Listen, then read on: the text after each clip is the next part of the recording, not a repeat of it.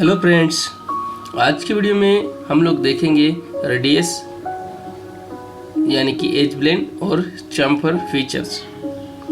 Friends, मैं आपको बताना चाहता हूँ इंजीनियरिंग फील्ड में जो भी ऑब्जेक्ट हम लोग देखते हैं उसमें आप अगर नोट करोगे जहाँ कहीं पे भी होल है और शार्प है, जैसे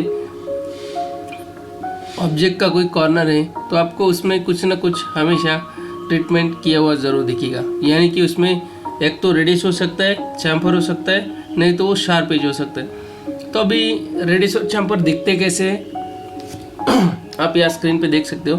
देखिए, एक ऑब्जेक्ट में हम लोगों ने यहाँ पे रेडियस यूज़ किया है, फिलेट यूज़ किया है, जिसको हम लोग फिलेट कमांड बोलेंगे। फिलेट यूज़ किया, तो फिलेट यूज़ करने के बाद ये ऑब्जेक्ट कुछ ऐसा दिख रहा है। दूसरा ऑब्जेक्ट है जिसमें हम लोग चैम्फर यूज़ किए, तो चैम्फर यूज़ करने के बाद ये ऑब्जेक्ट कुछ ऐसा दिख रहा है। तो एक में हो गया फिलेट और एक में हो गया चैम्फर। और तीसरा ऑब्जेक्ट आपको ऐसा दिखेगा, यानी कि ऊपर का एज मैंने से लेकर ये शार्प है, तो या तो शार्प दिखेगा, या तो फिलेट यूज़ किया हुआ दिखेगा, या तो चैम्फर। तो तीनों में से आपको कुछ ना कुछ रखना है। सबसे पहले मैं आपको पर्पस बता दूं, ये चैम्फर और फिलेट यूज क्यों किए जाते हैं। हम लोग शार्प रख नहीं सकते क्या, और क्यों नहीं रख सकते हैं।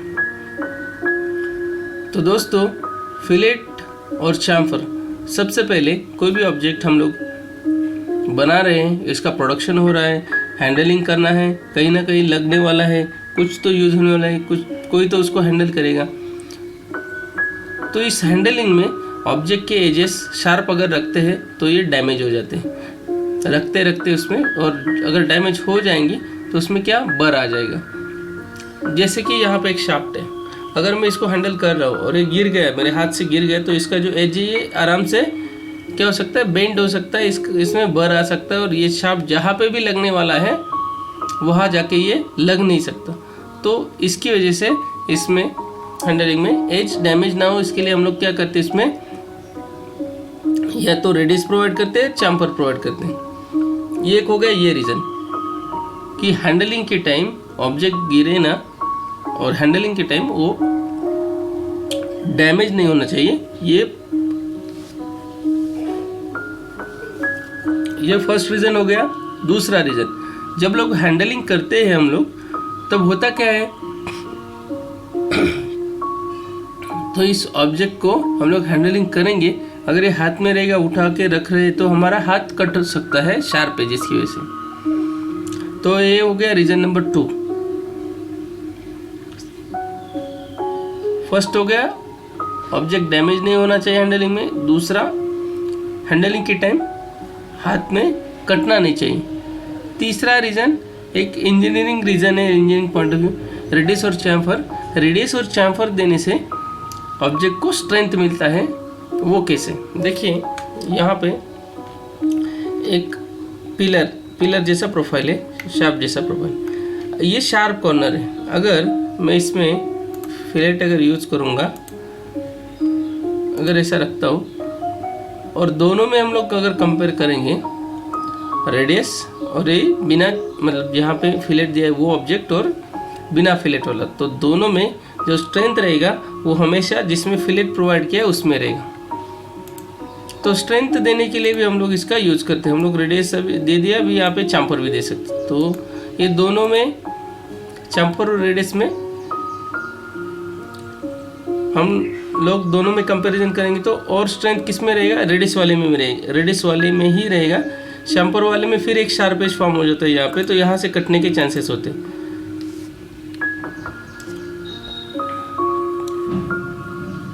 बट अगर इसमें चैम्फर के साथ हमें स्ट्रेंथ मिलती है और रेडियस के साथ भी स्ट्रेंथ मिलती है, तो रेडियस वाली स्ट्रेंथ 100% है, तो चैम्फर वाला स्ट्रेंथ रहेगा वो हमारा रहेगा 95%। तो स्ट्रेंथ देने के लिए भी हम लोग इसका यूज़ कर सकते हैं।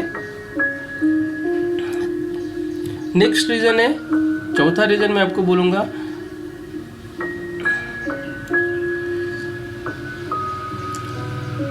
यहाँ पे जैसे कि ये ऑब्जेक्ट है,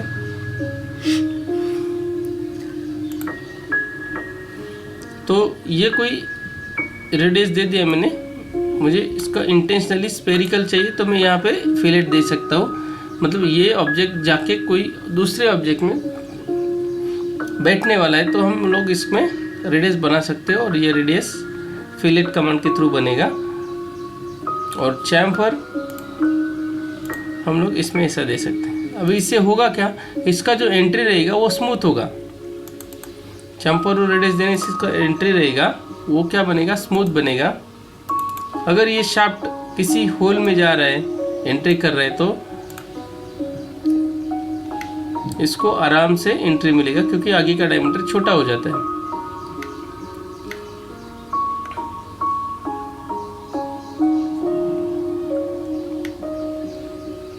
तो ऐसे मैंने आपको 4 रीजन बताया जिसमें हम लोग रेडियस और फिलेट यूज करते हैं।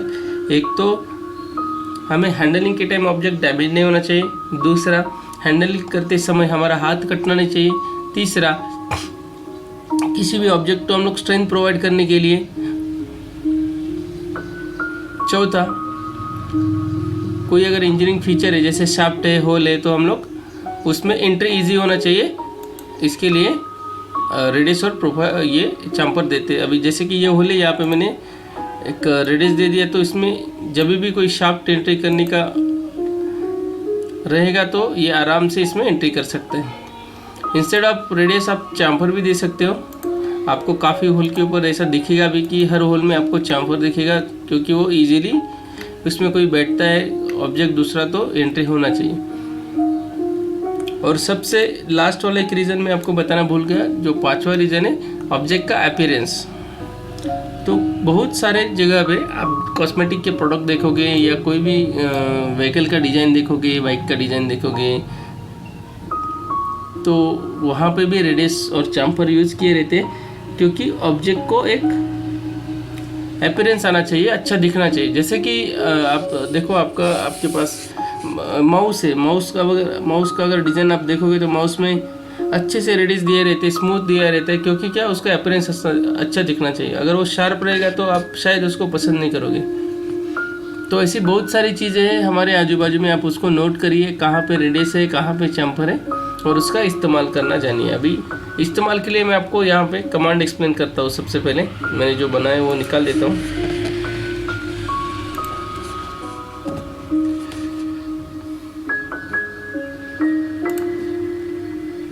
तो देखिए यहाँ पे एज ब्लेंड नाम का कमांड है, जिससे हम लोग फिलेट लगा सकते हैं, रेडियस दे सकते हैं।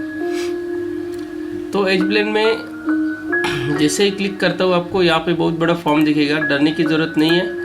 फॉर्म बड़ा है लेकिन इनपुट्स बहुत ही कम देने हैं। फिलहाल हम लोग बेसिक सीख रहे हैं, तो हम लोग जस्ट फर्स्ट स्टेप यूज़ करेंगे। इसमें काफ़ी सारे ऑप्शन है, बट पहला ऑप्शन हम लोग यूज़ करेंगे। जैसे ही कमांड यूज़ करते हैं हम लोग, यहाँ पे एक फॉर्म आ जाता है, और इसमें सॉफ्टवेयर हमें इंस्ट्रक्शन देता है select ages for new set. तो सॉफ्टवेयर बता रहा है कि भाई कोई तो एज सिलेक्ट करो ऑब्जेक्ट के ऊपर का, तो मैंने ये एज सिलेक्ट कर लिया। और एजेस सिलेक्ट करते ही यहाँ पे हमें प्रीव्यू है, प्रीव्यू अगर ऑन करेंगे तो यहाँ पे रेडियस कैसे बनेगा यहाँ पे दिखता है। हम लोग इसका वैल्यू कम ज़्यादा कर सकते हैं, ऐसे एरो पुल करके, या तो यहाँ पे वैल्यू भी डाल सकते हैं मैन्युअली। और आपको यहाँ पे शो रिजल्ट करना है, आपको दिखेगा कैसे, और आप अप्लाई कर सकते हो। तो ये हो गया सिंगल कर के लिए। यहाँ पे आपको देखना चाहिए कि फिल्टर में मैंने सिंगल कर लगाया है, मैं ये सिलेक्ट कर रहा हूँ। और मुझे मल्टीपल एजेस सिलेक्ट करनी है जो टेंजेंट है एक दूसरे के साथ, तो मैं यहाँ पे टेंजेंट एजेस भी सिलेक्ट कर सकता हूँ। अभी आप देख सकते हो यहाँ पे सभी टेंजेंट वाली एजेस सिलेक्ट हो गई है। सेम फॉर कनेक्टेड एजेस, एक दूसरे के साथ जो भी लाइंस कनेक्ट हैं आप यहाँ से सिलेक्ट कर सकते हो। पूरे बॉडी के एजेस लेने हैं तो आप पूरा बॉडी एजेस सिलेक्ट करके पूरे ऑब्जेक्ट में रेडियस दे सकते हो, जैसे कि ये। ठीक है, फिलहाल फर्स्ट वाला ऑप्शन हम लोग सिलेक्ट करेंगे। इसमें G01 और G02 ऑप्शन दिए हैं, इसमें आप थोड़ा रेडियस अलग से दे सकते हो। मैं आपको दिखाता हूँ यहाँ पे। ये जो रेडियस है ये कुछ अलग रेडियस है, यानी कि इसमें आपको रेडियस की वैल्यू और RH रेशो मिलेगा। तो RH रेशो क्या है आप देखिए यहाँ पे, और 2 एरो कंट्रोल करने के लिए दिए हैं। मैं अगर 0 करता हूँ तो चैम्फर बनेगा, और धीरे धीरे उसको अगर उठाता हूँ तो एक अलग रेडियस मिलेगा।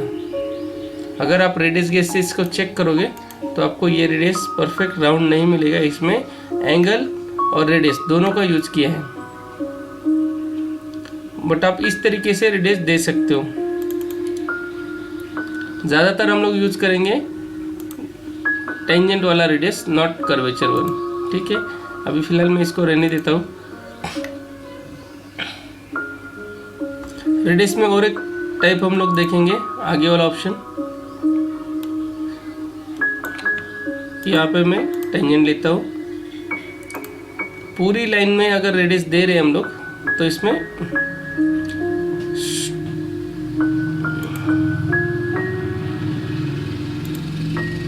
कॉर्नर सेटबैक देखेंगे।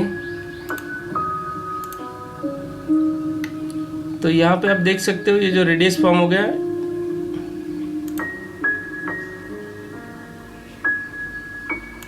इसमें मैंने अलग से एक रेडियस लगाया। तीनों एज रेडियस है, उसमें ये जो रेडियस लगाए पॉइंट देके कॉर्नर सेटबैक ऑप्शन यूज करके, तो इसमें हम लोगों ने एक वैल्यू डाला, ये हमें 8 का चाहिए। तो इसमें हम लोग और बड़ा रेडियस लगा रहे, अलग अलग साइड में बड़ा रेडियस दे सकते हैं। आपका ये स्टैंडर्ड हो गया। देखिए यहाँ तक आपका स्टैंडर्ड रेडियस था, बट आप इसको चेंज कर सकते हो और दबा सकते हो, इसका वैल्यू आप मॉडिफाई कर सकते हो। इसको हम लोग कॉर्नर सेटबैक बोलते हैं, यानी कि इसका अगर रेडियस वैल्यू चेक करोगे तो आपको ज़्यादा मिलेगा। इसका एक अलग से रेडियस वैल्यू होगा, ये कर्वेचर का यहाँ से। तो ये जो कर्व है इसको ये कंट्रोल करता है।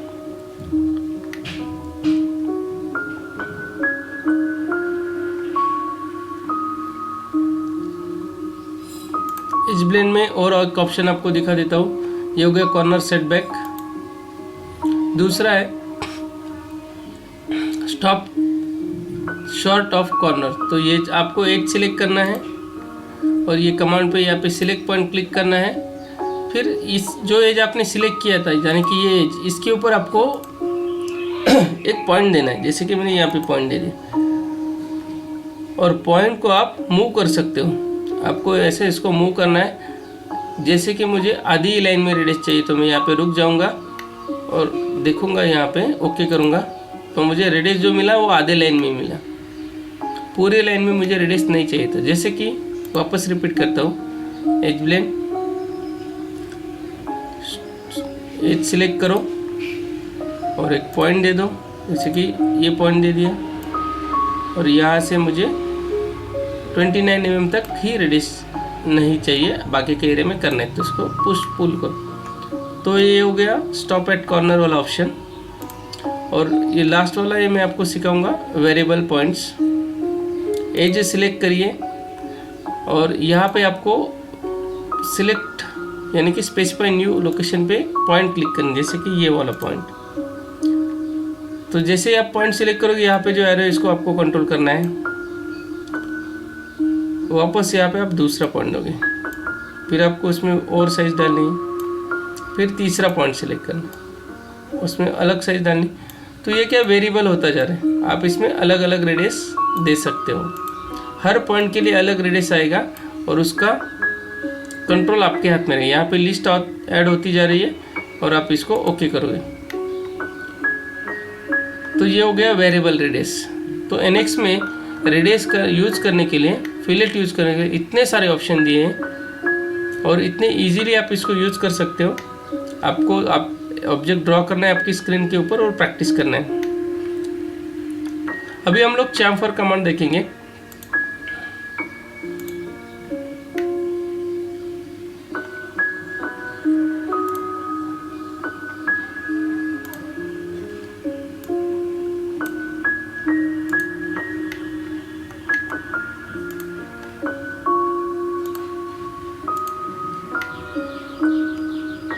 इस ऑब्जेक्ट को हम लोगों ने कंप्लीट रेडियस दे दी है।